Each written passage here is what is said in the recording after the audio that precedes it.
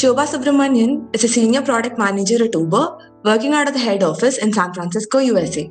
Mrs. Subramanian completed a PGPM from Great Lakes in the year 2007 and specialized in finance and operations. Good morning, ma'am. It is great having you with us here today. Can you start by telling me something about your journey before coming to Great Lakes Institute of Management? Sure. So, like any other kid growing up in Chennai, I grew up under the influence of cricket and computers. So that's my two C's. From a very young age, I took a lot of interest in programming, and so that naturally took me down the path of engineering. So I did my undergrad in engineering from University of Madras, and I specialized in electrical and electronics engineering. So from there, I went on to work for Cognizant. I started my career coding on mainframes. And that was at Amex. So American Express was my first client, and I was this, wide-eyed geek that, I was really enjoying it. This was like the time of my life as I joined Cognizant for the first time and worked through it. So that was pretty much my journey as it led to Great Lakes. Okay. So what drove you to pursue an MBA and why Great Lakes? Sure. So while working for Cognizant, I realized that I really loved problem solving. That was a core skill set for me. It was one of my strengths. I really loved the solutioning aspects also of engineering. So I reveled at a lot of problem solving. But I also quickly realized that I was more interested in the whats and the whys rather than the hows.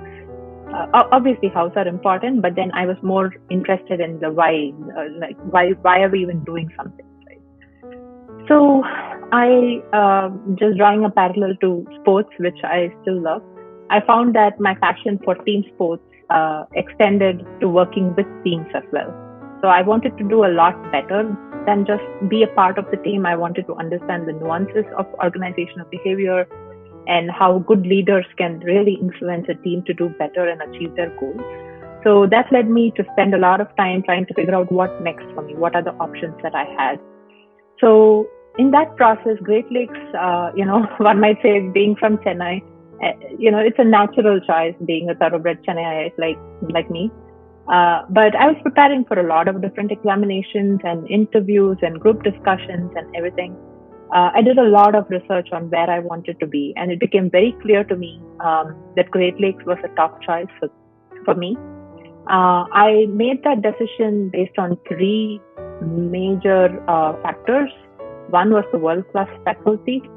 The second was it was a very intense and focused one-year curriculum that was very important to me as well.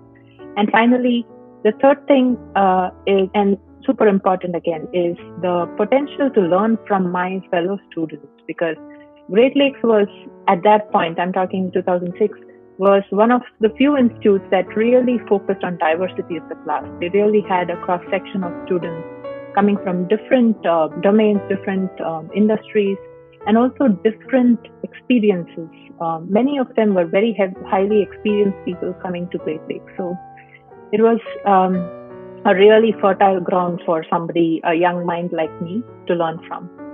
So I really love numbers. As I said, I was very geeky, and I knew right away that finance and operations, no-brainers. I knew I was going there.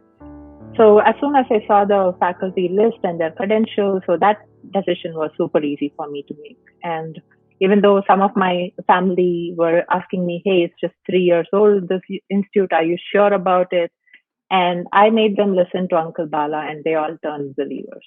So that's my story of joining Great Lakes. So you worked with prestigious companies like Visa, Uber, and Cognizant. Can you map out your journey after Great Lakes for us? What kind of roles did you play, and what were your career highlights? Sure. So right after Great Lakes, I went on to work for Cognizant Business Consulting. So I was part of their cards and payments practice. So I got really hands-on understanding the nuances of tech and services consulting, as well as core payments as an industry. I got to work with some of the largest names in the space. So American Express, First Data, Thesis, Visa, NASDAQ. I got a chance to work with a lot of them. Different problems. I got a taste of business development. I got a sense of what it would take to win the confidence of our customers and ensure that we really delivered value and also exceeded our expectations of our customers. So that was on the professional side of things, but also on a more personal side of things, I really got to travel a lot. I worked for a few years in the UK, and that helped me travel all over Europe. And later, I also got a chance to work in the US, and I continue to do so. But I always associate all my success with the global mindset, Indian roots approach that has been part of our approach at Great Lakes, as well as it's a motto, right? We all say that, but it is so firmly part of me and my arsenal as I navigated through various corporate cultures, various regional differences and realities. So as I look back, some highlights from my career. One such came when I was working with Cognizant. We put in everything we had and then some to win a consulting engagement from Visa. So years later, it was a real dream come true for me when I got a chance to work for Visa at the HQ here in Foster City in California. And it has been amazing. And subsequently, earlier this year, I got a chance to move to Uber. And even through the pandemic and working remote for most of the time that I've been here, it has been a wonderful experience with my new team. So, you have over 10 years of experience in product management and consulting. Can you give us the top 3 skills that you feel are most critical to do the job? How can an MBA student develop these skills?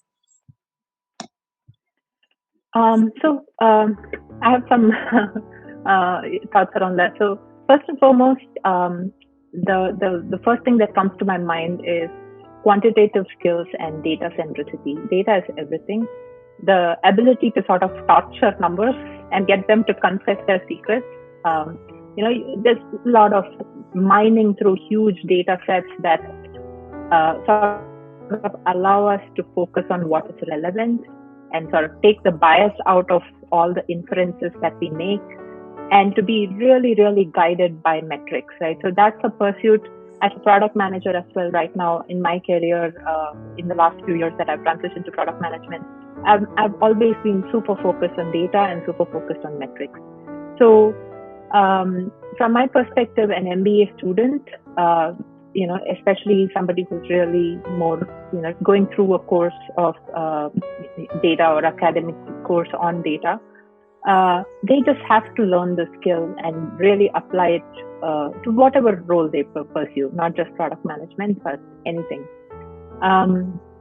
The second facet that I would say is problem solving and structured thinking. So when you face real world challenges, it is really, really important to be aware of the pain points, the possibilities, and you need to really evaluate options very carefully, right? And MBA student gets to mimic all of this, right? Like when you do your case studies and you're interacting in high pressure situations, you're going through a very rigorous curriculum, and you're competing with your classmates to do really well in discussions and stuff like that. So the true value of an MBA, in my opinion, is for that aspiring manager to realize their potential.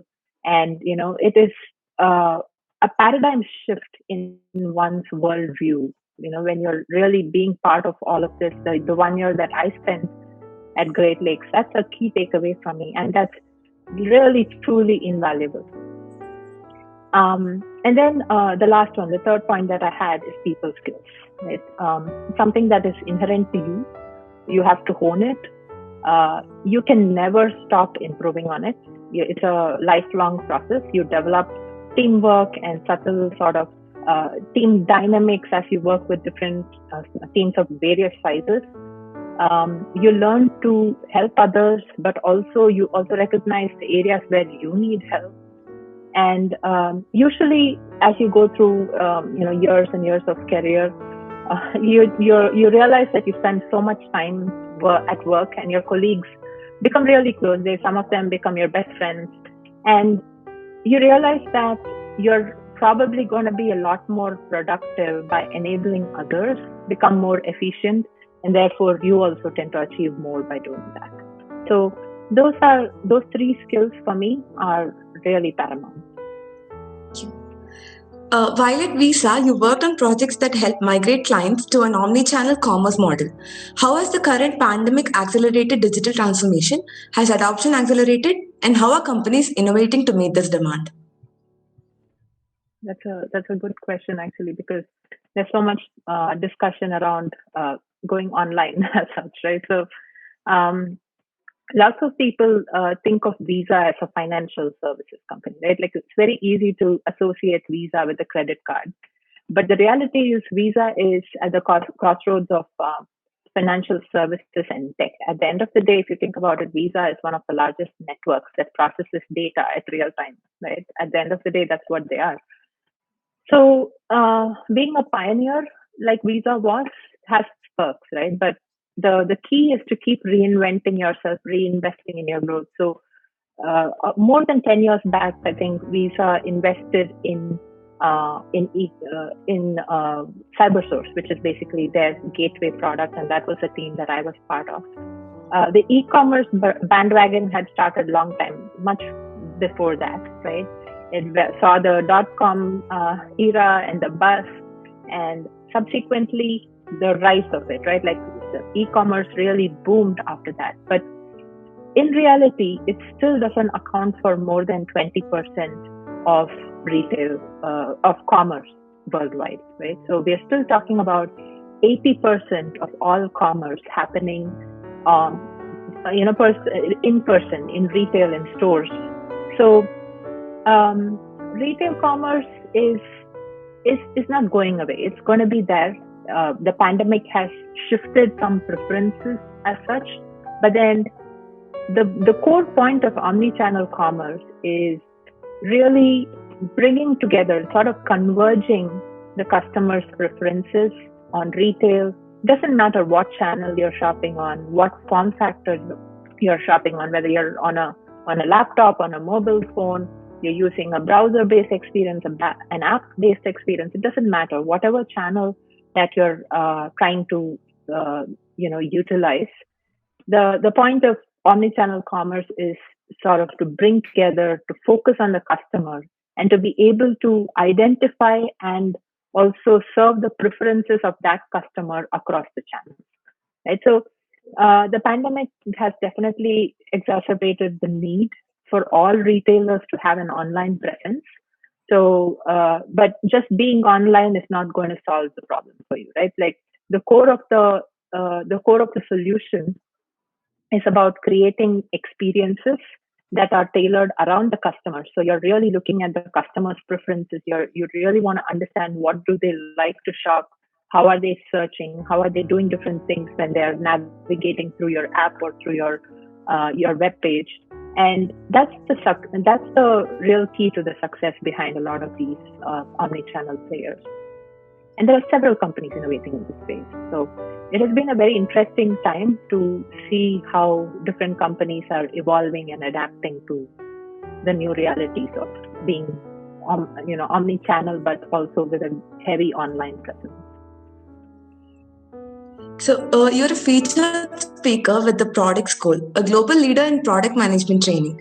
You've also completed a professional program in design thinking and the art of innovation from the renowned Stanford University. In a gist, what is design thinking? How can companies employ this technique to solve complex problems for customers? Sure. So, design thinking, at the heart of it, is customer empathy, right? So you're designing everything by keeping the customer as the focus. So that's what I'm referring to as customer empathy.